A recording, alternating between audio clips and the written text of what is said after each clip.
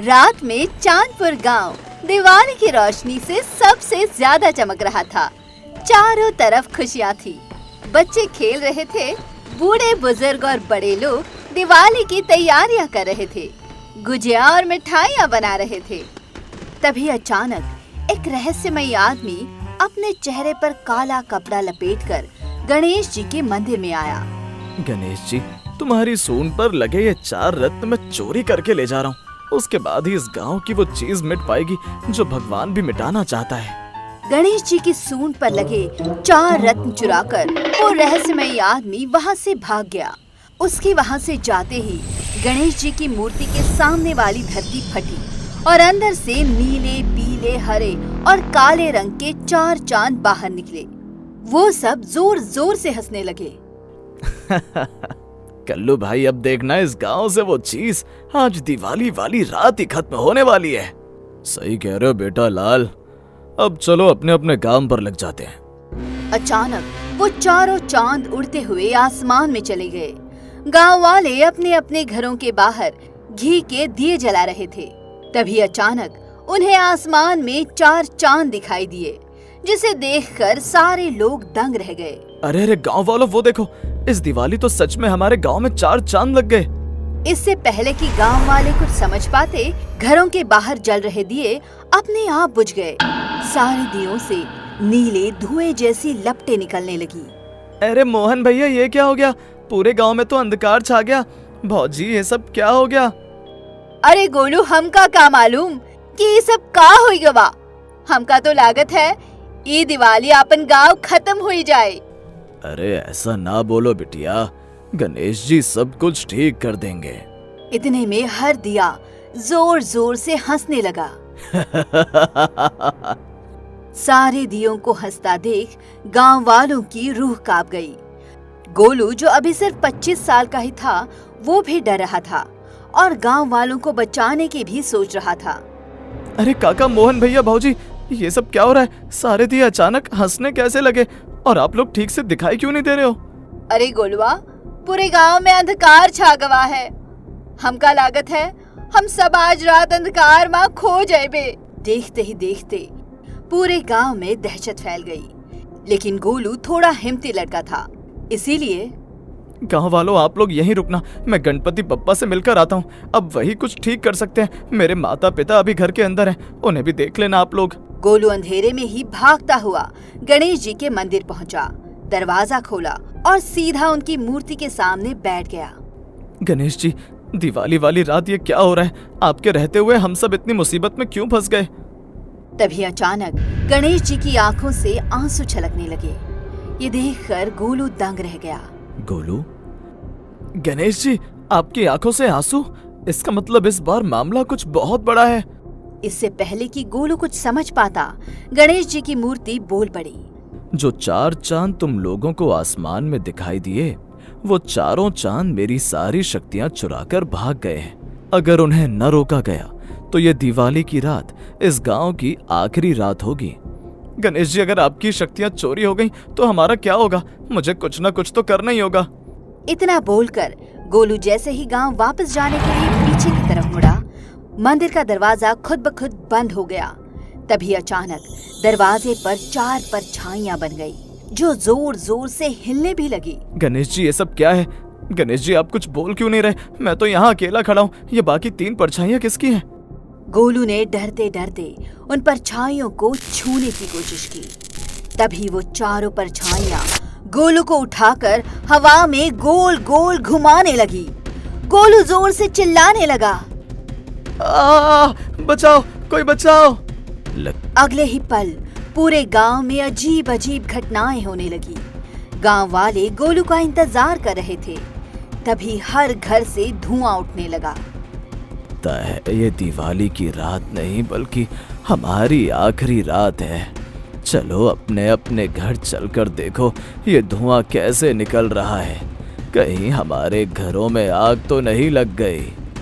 जब सारे लोग अपने अपने घरों में गए तो देखा उनके घरों में रखी मिठाइयां राख बन चुकी थी और धुआं उन्हीं से निकल रहा था। सारे लोग वो राख हो चुकी मिठाइयां लेकर एक बार फिर से बाहर आ गए। काका ही देखो, कितनी बढ़िया मिठाई बनाई थी, सब राख बन गई। तभी वहाँ पर गोलू के माँ बाप भी भागते हुए आए। काका, गोलू कहाँ गया?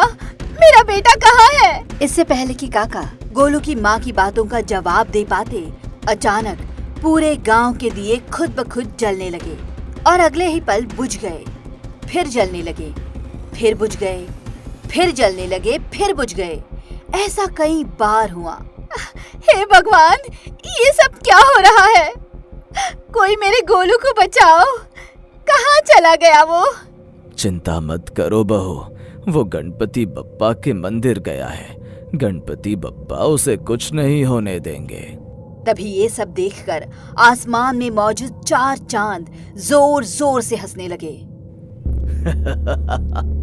आज की रात सब कुछ खत्म होने वाला है। तुम लोग आज दिवाली नहीं मना पाओगे, दिवाली तो हम मनाएंगे।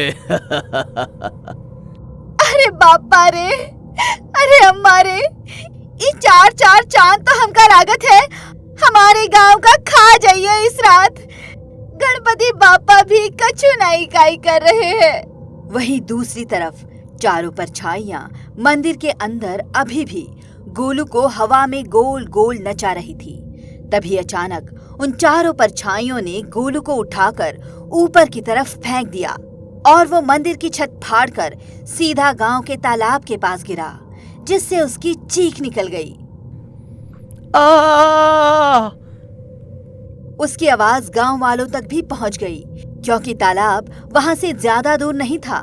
तभी उसकी माँ रोती हुई बोली, गांव वालों, ये तो गोलू की आवाज है, चलो सब लोग चलते हैं। गांव वाले गोलू की आवाज का पीछा करते करते तालाब के पास पहुंच गए। जो घटनाएं गोलू के साथ मंदिर के अंदर घटी, वो सारी बातें उसने गांव वालों को और अपने माँ बाप को बता दी। लेकिन इतने में अचानक उस तालाब में भी 4 परछाइयां दिखाई देने लगी। चारों चांद अभी भी आसमान में थे और ये सब देख रहे थे। लालू पीलू हरीलाल, अब देखना, आज रात मजा ही मजा आने वाला है हम चारों को। गांव वालों, ये चारों तो वही परछाइयां हैं जो मुझे मंदिर के अंदर मिली थी। ये यहाँ तालाब में कैसे दिख रही हैं? अब तो ये परछाइयां बाहर हैं, इन्हें मैं छोड़ूंगा नहीं। गोलू बेटा, तू कुछ मत कर, चल गांव वापस चलते हैं। माँ डरो मत, कुछ नहीं होगा। गोलू ने एक पत्थर उठाया और तालाब में फेंक दिया। तभी उनमें से एक परछाई बाहर निकली और गोलू की कलाई पकड़कर उसे तालाब के अंदर खींच ले गई। माँ, पिताजी बचाओ, मोहन भैया, काका बचाओ। चिंता मत कर बेटा। इतना बोलकर गोलू के पिता तालाब में कूद गए और किसी तरह गोलू को बाहर निकाल दिया। लेकिन जैसे ही वो लोग बाहर आए, अचानक आसमान से चारों चांद उसी तालाब में कूद पड़े। गांव वालों, हम 4 चांद नहीं बल्कि 4 श्राप हैं। तुम्हारे गणेश जी अब हम चारों का कुछ नहीं कर पाएंगे, बल्कि चारों मिलकर तुम लोगों का बहुत कुछ कर लेंगे। पिछले 1 घंटे के अंदर ही हम चारों ने पूरे गांव को हिला दिया। अब देखो आगे क्या क्या होता है। इतना बोलकर चारों चांद तालाब के अंदर गए और फिर उछलकर वापस आसमान में चले गए। गांव वालों, चलो पंडित जी के पास चलते हैं। अब वही कोई इसका हल निकाल सकते हैं, वरना हम तो आज रात दिवाली ही नहीं मना पाएंगे। अरे काका, दिवाली को छोड़ो, हम सब जिंदा बच जाए आज रात, वही बहुत बड़ी बात है। अरे भाऊजी, सबसे ज्यादा तो तुम ही डरती हो। चलो चुपचाप पंडित जी के पास, फालतू में डरो मत। हम सब जिंदा भी बचेंगे और दिवाली भी मनाएंगे। गांव वाले जैसे ही पंडित जी के घर पहुँचे तो देखा पंडित जी के घर की हर एक चीज राख बन चुकी थी। अरे पंडित जी, उन चारों चांद ने तो आपको भी नहीं छोड़ा। गांव वालों, मुझे तो बहुत घबराहट हो रही है। आप लोग बताइए, आप लोगों के साथ क्या क्या हुआ? गांव वालों ने गोलू के साथ घटी सारी घटनाओं के साथ पूरी कहानी पंडित जी को बता दी। तब पंडित जी ने कहा, गांव वालों, आप लोगों को लग रहा होगा कि मैं पंडित होकर कुछ नहीं कर पा रहा हूँ। अरे मेरी छोड़ो, खुद गणेश जी भी इस वक्त कुछ नहीं कर सकते, क्योंकि उनकी सारी शक्तियाँ छीन ली गई हैं।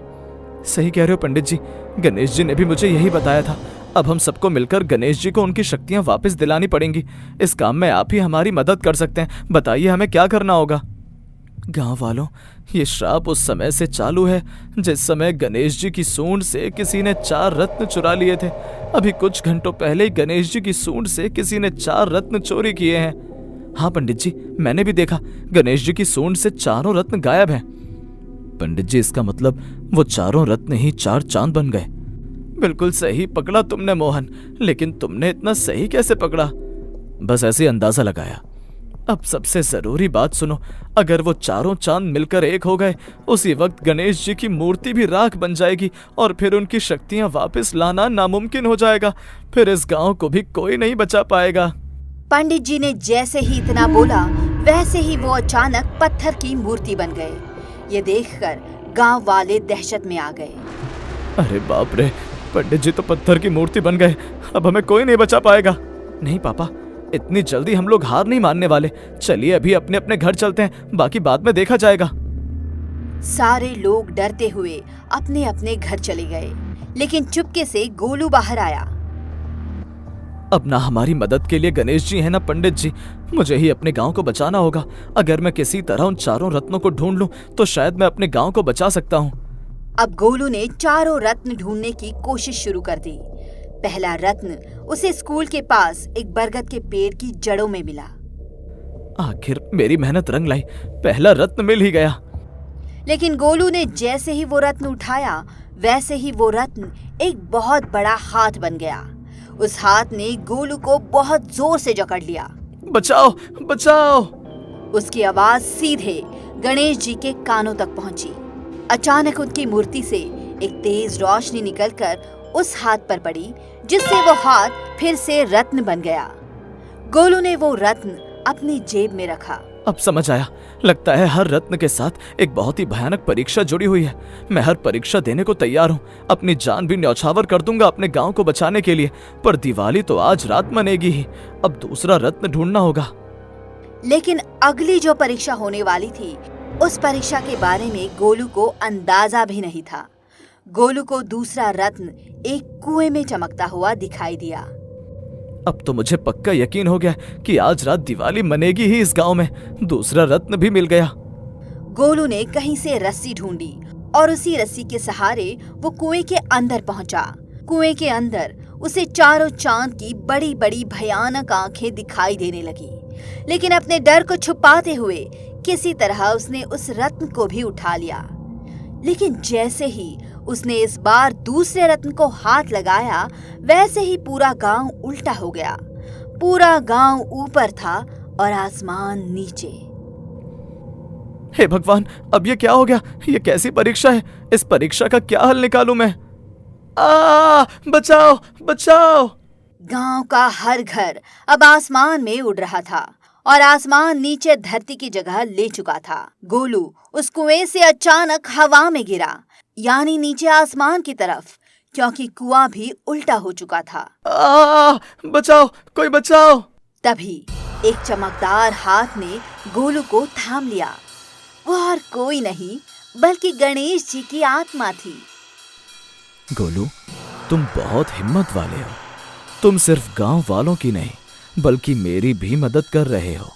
पहली बार ऐसा भक्त देखा जो अपने भगवान की मदद कर रहा है।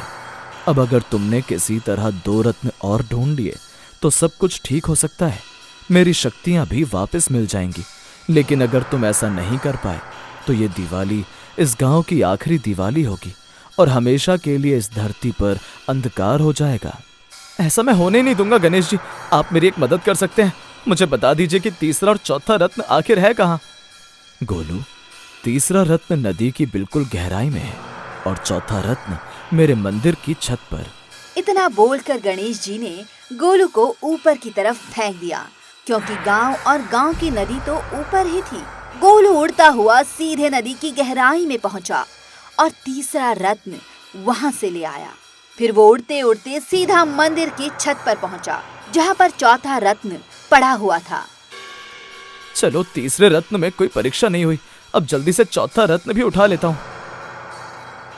जैसे ही गोलू ने चौथा रत्न उठाया, वैसे ही वो फिर नीचे की तरफ यानी आसमान में गिरने लगा। तभी अचानक पूरा गांव जो हवा में उड़ रहा था अचानक एक जगह थम गया। सारे गांव वाले अपने अपने घरों में से बाहर निकलकर हवा में उड़ने लगे। तभी अचानक सारे गांव वाले यहाँ तक कि गोलू के माँ बाप भी पत्थर की मूर्ति बन गए और एक जगह पर जम गए। गोलू उड़ते हुए ये सब देख रहा था। अब ये क्या हो गया? इतने में वो चारों चांद एक साथ मिल गए जिससे एक बड़ा लाल चांद बन गया। अब कोई दिवाली नहीं होगी, होगा तो सिर्फ अंधेरा। गोलू अब अकेला रह गया। वो सारे रत्न लेकर किसी तरह उड़ता हुआ मंदिर पहुंचा और रोते हुए बोला, भले ही मुझे मिटा दो भगवान, पर मेरे गांव को बचा लो। गोलू ने चारों रत्न गणेश जी की सूंड में लगा दिए। अचानक मूर्ति चमक उठी और लाल चांद अचानक फट गया। उससे निकली एक आत्मा। मैं गांव वालों के भीतर बैठा लालच हूँ। जितनी बार गांव वाले मंदिर आते हैं या दिवाली में माँ लक्ष्मी की पूजा करते हैं, उतनी बार मैं यानी लालच बढ़ता जाता हूँ। आज मेरा मिटना जरूरी था। इतना बोलकर वो आत्मा जैसे ही मिटी वैसे ही सारा गांव सीधा हो गया। आसमान फिर से ऊपर चला गया। सारे गांव वाले मूर्ति से इंसान बन गए। तभी वहां गणेश जी आए। गांव वालों, अब एक रहस्य से पर्दा उठाने जा रहा हूँ। दिल थाम कर सुनो। मैंने ही चारों रत्न चुराए थे और मैंने ही ये सारा खेल रचा ताकि आप सबके अंदर के लालच को दिवाली मनाने से पहले मार सकूं। क्योंकि दिवाली सिर्फ दिए जलाने की नहीं, अपने अंदर के लालच और डर को मिटाने की होती है। पापा, तुम तो बड़े मजाकिया हो, सबकी हालत खराब कर डाली। बेटी, भगवान की लीलाएं ऐसी ही होती हैं। चलो अब धूमधाम से दिवाली मनाते हैं। तो इस तरह अंत में पूरे गांव ने गणेश जी के साथ मिलकर दिवाली मनाई। गणेश जी ने गोलू को स्पेशली थैंक यू बोला। तो दोस्तों, इस दिवाली अपने लालच को मार दीजिए। इन गांव वालों की तरह थोड़ी तकलीफ तो होगी, पर अंत में इस कहानी की तरह भगवान स्वयं आपके साथ दिवाली मनाएंगे। हमारी पूरी टीम की तरफ से आप सभी को दिवाली की ढेर सारी शुभकामनाएं।